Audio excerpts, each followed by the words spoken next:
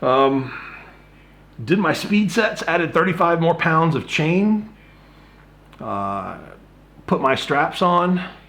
And I cannot emphasize this enough for the people who watch my training videos and they've listened to stuff that I write and my clients. Sets are not just sets. Reps are not just reps, they're opportunities. If we're doing strict speed work, and the goal is like an immediate 1 rep max. I want to peak you for a 1 rep max. I want to teach you how to pull a 1 rep max.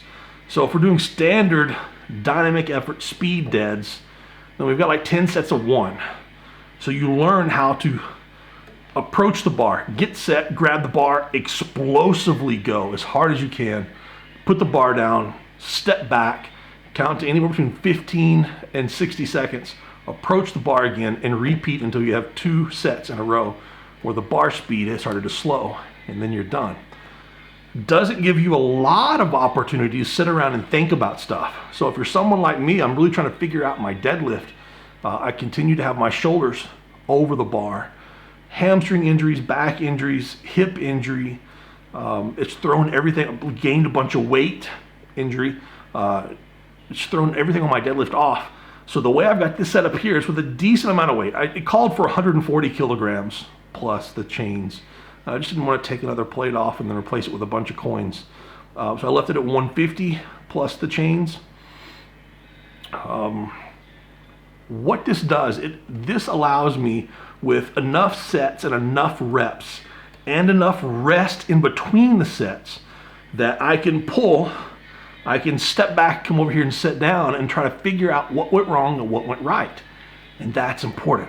When you've got a coach there with you all the time, especially like in weightlifting, you do a set, you know, or you might be doing sets of 3.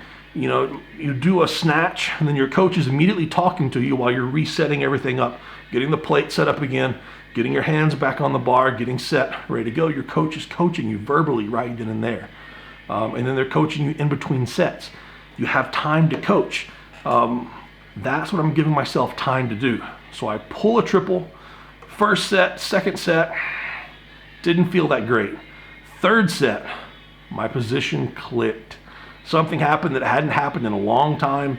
Try to maybe show it from the side view. I shoved my knees forward into the hole, into the pocket that my arms created. I've made videos and videos and videos about how to do that, how important that is to shove your knees into the pocket that you create with your arms. But that's the first time I've done that in a couple of years, and just magically back didn't hurt, hips didn't hurt, legs got into the lift, shoulders went behind the bar, and everything flew up effortlessly.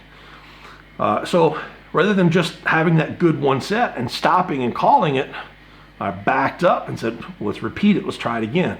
So I rested a minute and a half, 2 minutes, get back under the bar. So I did sets number 3, 4, 5, and 6, all the same way.